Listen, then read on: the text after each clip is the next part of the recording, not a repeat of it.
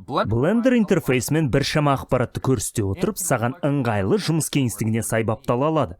Қане, Blender интерфейсін түсіндіру мен қолданудың негізіне көз жүгіртейік. Бастар алдында мен интерфейсін төменгі жағындағы мына өте қолайлы дисплейға назар аудартқым келіп тұр. Бұл ақпараттық дисплей курсордың әрбір нұқуы осы сәтте не жасай алатынын көрсетіп тұрады. Ол сонымен қатар кей пернелер басылып тұрған кезде нұқу мақсатын өзгергенін көрсете алады. Мысалға, Shift басып тұрсаң, төмендегі ақпараттың өзгергенін байқайсың. Ол деген Shift баспасаң, тышқанның ортаңғы пернесі көрінісіңді айналдырады, ал Shift басып тұру көріністі жылжытады. Көбірек білу үшін осы бейнелерді көріп жатқан кезде немесе Blenderді шұқылап жатқан кезде төменгі дисплейге назар аударып тұруға кеңес беремін. Мысалы, төменде тышқанның әр пернесінің баламасы көрсетілген. Келесі назар аударатын үлкен нәрсе интерфейстің маңызды бөліктері панельдермен жекеленген. Әр панельді шетінен тартып өзгертуге болады. Және олар сен қалаған панель түрі бола алады. Әншейін сол жақ жоғарғы немесе сол жақ төменгі жақтағы түсетін менюді басып, қалаған өңдегішті таңда. Сонымен қатар панель шетін оң пернемен басып, Split Area деп, сосын сол пернені басып, қалаған жеріңе жаңа панель аша аласың. Панельді өшіру үшін шетін оң перне басып, Join Area деп, үстін басатын жаққа қарай сол перне басасың. Сонымен қатар, егер панельді толық экранға шығарғың келсе, тышқанды сол панельге басып, Ctrl бос орынды басасың. Қайтару үшін қайта Ctrl бос орынды басасың. Бұл экстремалды қуатты қасиет болса да, Blender әртүрлі жұмыс түріне байланысты бірнеше жұмыс кеңістіктерін ұсынады. Оларды сен жоғарғы жақтағы сүңгімелерден таба аласың. Ыстық пернеші болсаң, Ctrl Page Up, Ctrl Page Down басып ауысуыңа болады. Әр жұмыс кеңістігіне болашақ бейнелерде қайта оралатын боламыз. Осы бейнеде негізгі өңдегіштермен танысу үшін Layout кеңістігіне жұмыс жасаймыз.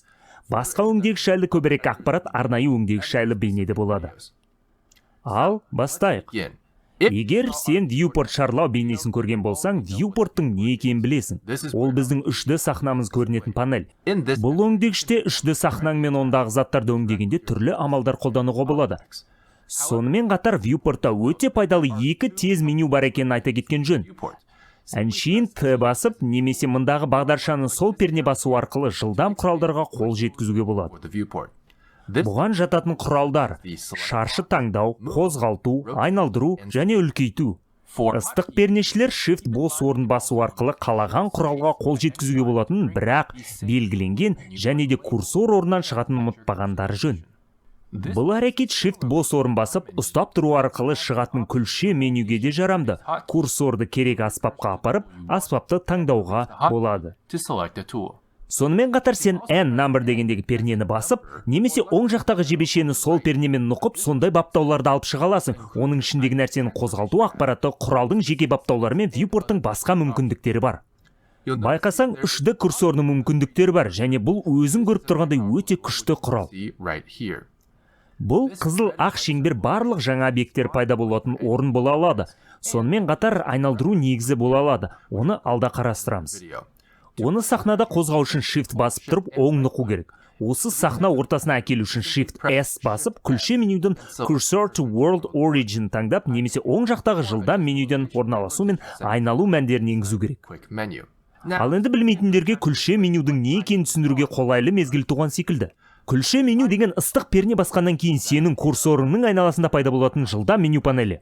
Күлше менюді шарлағанда 3 амал бар. Бірінші амал, ойыңды өзгертсең әрекетті болдырмау үшін оң нұқу жасау. Екінші амал, ыстық пернені басып ұстап тұрып, күлше меню шығарып, курсорыңды қалаған таңдауыңа апарып, әрекет орындалу үшін сол нұқу жасау. Немесе үшінші амал, күлше менюдің ыстық пернесін басып, курсорды қозғалтпай тұрып, жіберіп, сосын курсормен керек әрекетті сол нұқумен таңдау. Әр мүмкіндіктің қалай істейтінін меңгеріп алғаннан соң, жұмыс жылдамдығың азырақ перне басумен ұлғаяды. Осы сабақтар барысында әртүрлі жағдайларда күлше менюлердің жиі қолданылатынын байқайсың.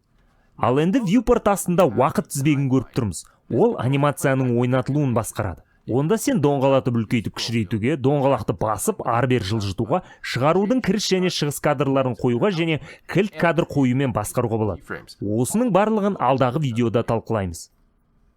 Қасиеттер өңдегіші сахнаңды сенің қазіргі құралың және таңдаған объектті басқаратын бірнеше тігінен тұрған тартпалардан тұрады. Ең үстінен бастағанда бірінші тартпа сенің таңдаған құралыңның қасиеттерін көрсетеді. Мына мысалда Select Box құралы саған таңдаудың бірнеше түрін ұсынады. Келесі тартпалар байқағаныңдай кішкене аралықпен ажырап тұр. Айқындалатын нәрсе сенің сахнаң барлық 3D сахнаны қамтиды. Әлбетте, сен бір Blender файлында бұдан басқа бірнеше сахнаны мына жерді нұқып жасай аласың. Сонымен қатар сен мына құлайтын мәзірден керек сахнаңды таңдай аласың. Мына камераның артының суреті бар белгіше сенің рендер тартпаң. Бұл саған рендер қозғашын таңдауға, сэмплдеу, қозғаштың баптаулары және де ақырғы суреттің 3D сахнаңды қалай көрсететінін теңшейтін басқа мүмкіндіктерді береді. Келесі таңбаша принтерға ұқсайды, және ол шығару тартпасы. Бұл рендер жасамас бұрын барлық шығасын баптауларын теңшейтін жер. Өлшемі, кадр жылдамдығы, файл орны, файл түрі және де басқа. Суреттердің бумасы секілді таңбаша көру қабаты тартпасы және ол рендер қабаттары деп аталатын ұғымға сай келеді. Көру қабаты әдетте артқы көрініс пен персонаж пастарын айыруға қолданылады.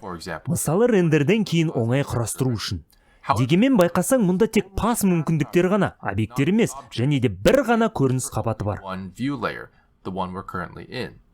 Басқа көрініс қабатын таңдау үшін сен мына жерге келіп, сахна таңдағандай әрекет жасауың керек. Сен жаңа қабат жасап, басқа қабат таңдай аласың. Төбеде жүргенімізде қасиеттер панелінің жоғарғы жағында не пәле тұрғанын айта кеткім келеді. Қай коллекцияның қай көрініс қабатында рендерленетінін басқару үшін сен коллекцияларды қосып не өшіре аласың, және оның аты Outliner. Мен әр коллекцияның атауын толыққанды сипаттайтындай қос нұқып атауды кеңес беремін, бірақ біз бұны кейінгі видеоларды толық қарастырамыз. Келесі жалпы сахна тартпасы. Бұл жерде сахна қасиеттерін өзгертетін әрқилы мүмкіндіктер бар. Мысалы, белсенді камера, өлшем бірліктері және қатты дене баптаулары. Ақырында глобустың бейнесі бар таңбашалы осы бөлімнің соңғы әлем таңбасы. Бұл сахнаның аспан мен ауа сияқты қасиеттерін баптайды. Басқа сөзбен айтқанда, сахна әлемнің бетін әрлейтін артқы көрініс не аспанды қолданатын шейдер, сонымен қатар волюм сенің сахнаның түтін не тұман секілді атмосферасы арқылы өтетін көлемді жарықты баптайды. Келесі бөлімдегі тартпалар сен таңдаған белсенді объекттің қасиеттерін баптайды. Осы орайда мен кубты таңдаймын. Біздің бірінші тартпамыз объект тартпасы. Бұл орналасу, айналу, үлкею сияқты объекттің негізгі ақпараттарын қамтиды. Сонымен қатар сен ата-бала қатынастарын қай коллекцияға жататын және объекттің көрінуін баптай аласың. Келесі тартпа Blender'ға өте маңызды тартпа. Бұрағыш кілт бейнесі бар модификаторлар тартпасы объекті алдын ала орнатылған өте қуатты модификаторлармен түрлендіруге қол жеткізеді. Әншейін құлап түсетін мәзір ішінен модификатор таңдап төменгі үйіндіге қос. Сен қалаған мөлшерде модификатор қолдана аласың және олардың орындалу ретін сәйкес бағдаршаны басу арқылы баптай аласың. Мысалға, Subdivision Surface және Bevel модификаторлары. Келесі тартпа бөлшектер тартпасы. Сен заттың бөлшектерді атқылап тұрған секілді таңбашаны байқай аласың. Осы жерде сен таңдалған объектке бөлшектер жүйесін жасап енгізе аласың. Келесі физика тартпасы. Оның таңбасы орбитадағы планетаға ұқсайды. Оның ішінде физикаға қатысты бірнеше симуляциялар мен әсерлегіштер бар. Оның ішінде мата, қатты дене, түтін, сұйықтық, соқтығысу және жел сияқты күштер өрісі. Келесі таңба екі заттың бір-бірімен байланғаны сияқты кескінделген. Бұл байлау тартпасы. Бұл тартпа модификаторлар тартпасына өте ұқсайды, бірақ объектпен жасайтын өзгерістерге қарағанда небір түрлі басқа объекттермен немесе мәндермен байланыстыруға мүмкіндік беретін көптеген аспаптар бар. Сен басқа объекттің орналасуды көшіру байлау арқылы көшіре аласың. Жер бетінде еден байлау арқылы қалдыра аласың, немесе трекинг байлау арқылы бір объектті екіншісіне байлап қоя аласың. Жасыл үшбұрыш таңбасы объекттің торының мәліметтеріне арналған. Тор мәліметтерін түсіндіру үшін саған кубтың неге куб екенін тор мәліметтері көрсетеді. Егер мен осы объекттің тор мәліметтерін басқа қылып өзгертсем, қалпы мүлде өзгеріп кетеді, бірақ объекттің қасиеттері, мысалы орналасуы сол күйінде қалады. Осы жерде сен шыңдар топтары, басқа атау салмақ картасы, қалып кілттері, басқа атау бленд қалыптар және UV карталар сияқты нәрселерді байқай аласың. Басқа да геометрияға қатысты баптаулар осы жерде. Ақырында материалдар тартпасына келдік. Бұл материалдар сферасы таңбашасымен көрсетілген және бұл сенің объекттерінің рендер кезінде қандай реңктелетінін басқара алатын жер. Объектің қалай жарқырайды, қандай түсте болады, тұнықтығы қандай болады, сол таңдалған материалыңа байланысты болады. Соңғы тартпа өзің байқағандай бөлек секцияда орналасқан. Мұнда кішкентай бос орын бар. Бұл текстура тартпасы. Шақпақ кенеп таңбашасымен өрнектелген және бір объектке байланбаған. Текстураларға әртүрлі бөлек қолданыста бола алатын нәрселер, оның ішінде әлем, басқа атау skybox, материалдар немесе бояулар. Бұл жалпыға ортақ болған соң бөліктен тұр. Ары қарай жылжымас бұрын шамды оң нұқумен таңдап алайық. Бұл кубтың жанындағы нүкте мен шеңберден тұратын нәрсе. Сен оны таңдаған кезде шам қасиеттеріне қол жеткізе аласың. Оның таңбашасы шамның суретіне ұқсас. Бұл жерде оның жарықтығын, жарық радиусын, көлеңке түсіру мүмкіндігін және шамның түрін өзгерту мүмкіндігін басқара аласың. Сонымен қатар біз сол нұқып камераны таңдай аламыз. Ол мұнда төрт бұрышты пирамида қалпында жасалған. Енді біз камераның мүмкіндігіне қол жеткіздік. Мұнда фокустық ұзындық, перспектива түрі және басқа да баптаулар бар.